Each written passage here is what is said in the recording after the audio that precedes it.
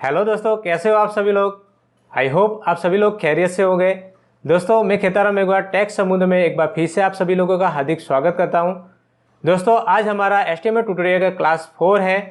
अभी तक जितने भी हमने एचटीएमएल ट्यूटोरियल के वीडियोस बनाए हैं उनके थ्रू हमने जाना कि एचटीएमएल का जो बेसिक सिंटैक्स होता है कोडिंग का वो किस तरीके से लिख सकते हैं, एचटीएमएल के अंदर टैग क्या होते हैं, किस तरीके से काम में आते हैं।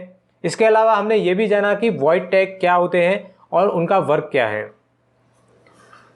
आज हम इस वीडियो के थ्रू जानेंगे कि HTML के जो एट्रीब्यूट्स होते हैं वो क्या होते हैं और किस तरीके से हमें HTML के अंदर काम में आ सकते हैं। तो दोस्तों HTML का जो एट्रीब्यूट्स होते हैं वो और कुछ नहीं है बल्कि एक जो टैग होते हैं उनका ही एक पार्ट है जिनका काम टैग को एडिशनल इंफॉर्मेशन प्रोवाइड करवाना है। फॉर एग्जाम्पल मान लीजिए आपने एक लाइन टाइप की है जैसे कि hello how are you, example के लिए एक ये लाइन टाइप की है आपने, और अब आप चाहते हैं कि ये जो लाइन है वो वेब पेज के अंदर सेंटर में आनी चाहिए। तो उसके लिए हम क्या करेंगे, हम जो लाइन टाइप किया है उसका जो टैग है उस टैग के जो स्टार्टिंग में हम एट्रीब्यूट्स डिफाइन करेंगे और उस टैग को बताएंगे कि हमारा ये जो लाइन है, ये जो कंटेंट है उसको वेब पेज के अंदर सेंटर में रखना है। तो यही एट्रीब्यूट्स का काम है कि टैग को एडिशनल इंफॉर्मेशन प्रोवाइड करवाना। तो दोस्तों HTML के अंदर अलग अलग टैग के अलग अलग एट्रीब्यूट्स होते हैं जो हम आने वाले वीडियोस के माध्यम से धीरे धीरे जानेंगे। फिलहाल हम अपने कंप्यूटर स्क्रीन पे चलते हैं, वहाँ पे एक दो एट्रीब्यूट्स हम डिफाइन करके उनके आउटपुट के बारे में प्रैक्टिकली करके देखते हैं। तो दोस्तों हम अपने कंप्यूटर स्क्रीन पर आ चुके हैं। तो दोस्तों वीडियो के टॉपिक को आगे बढ़ाने से पहले हर बार की तरह इस बार भी मैं आप सभी लोगों से रिक्वेस्ट करता हूं कि यदि आपने अभी तक हमारे चैनल को सब्सक्राइब नहीं किया है तो सब्सक्राइब बटन पे क्लिक करके सब्सक्राइब कर लीजिए। दोस्तों हमारे चैनल का नाम है टैक्स समुद्र। आप यूट्यूब में जाके सर्च करोगे टैक्स समुद्र तो हमारा चैनल आ जाएगा। आप हमारे चैनल पर विजिट कीजिए और वीडियोज को वॉच कीजिए। यदि हमारे वीडियोज आपको पसंद आते हैं, हमारे टॉपिक्स आपको पसंद आते हैं तो इस चैनल को भी सब्सक्राइब कीजिए। इसके अलावा दोस्तों हमने रिसेंटली एक ब्लॉग भी क्रिएट किया है taxsamudra.com के नाम से। वहां पर भी हम कंप्यूटर के टिप्स एंड ट्रिक्स के पोस्ट पब्लिश करते रहते हैं। इसके अलावा हम सॉफ्टवेयर के ट्यूटोरियल्स जैसे कि फोटोशॉप ट्यूटोरियल्स है, कोरोडो ट्यूटोरियल्स है, HTML वगैरह के ट्यूटोरियल्स यहाँ पे पब्लिश करते रहते हैं। इसके अलावा ऑनलाइन मनी मेकिंग का टिप्स वगैरह भी हम यहाँ पे शेयर करते हैं। तो हमारे ब्लॉग पे विजिट कीजिए, taxsamudra.com के नाम से है हमारा ब्लॉग। और यदि हमारा ब्लॉग के कंटेंट आपको पसंद आते तो यहाँ पे आप अपने मेल आईडी टाइप करके ब्लॉग को भी सब्सक्राइब कर लीजिए ताकि हमारे आने वाले जितने भी पोस्ट हैं उनका नोटिफिकेशन आपको डायरेक्टली अपने मेल बॉक्स में मिलते रहे और आप उन्हें इजीली रीड कर सको। तो चलिए दोस्तों वीडियो के टॉपिक को आगे बढ़ाते हैं। तो दोस्तों हमने ऑलरेडी कुछ कंटेंट को टाइप कर रखा है और इसका आउटपुट कुछ इस तरीके का है। तो यहाँ पे सबसे पहले तो हमने कुछ एक लाइन टाइप की है हेलो हाउ आर यू करके। इसके अलावा हमने एक पैराग्राफ भी टाइप किया है कुछ इस तरीके का। ठीक है, सबसे पहले तो हम चाहते हैं कि ये जो लाइन है सेंटर में होनी चाहिए। तो उसके लिए हम क्या करेंगे, इस लाइन का जो भी टैग है यानी कि ये जो लाइन है इसका टैग कौन सा है, ये वाला P टैग। ठीक है, इस टैग के अंदर हम एट्रीब्यूट्स डिफाइन करेंगे और उसका वैल्यू डिफाइन करेंगे सेंटर।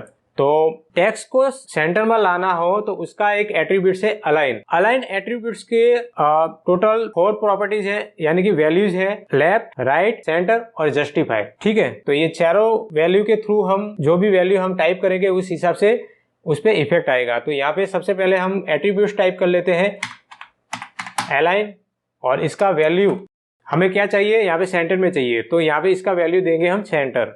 ध्यान से सुनिएगा दोस्तों, यहाँ पे जिस कंटेंट का हमें इफेक्ट लाना है यानी कि जिस कंटेंट पे हमें इफेक्ट लानी हो उस कंटेंट का जो भी टैग है उसमें हम एट्रीब्यूट्स टाइप करेंगे। तो इस कंटेंट का टैग है P टैग और इसके अंदर हमने एट्रीब्यूट्स टाइप किया।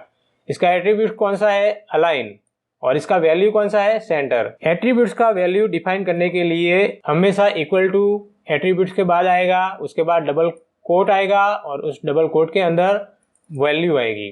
तो अलाइन एट्रीब्यूट्स की वैल्यू है लेफ्ट, राइट, सेंटर और जस्टिफाई। तो यहाँ पे फिलहाल हमें सेंटर में टेक्स्ट को लाना है तो यहाँ पे हमने सेंटर टाइप किया।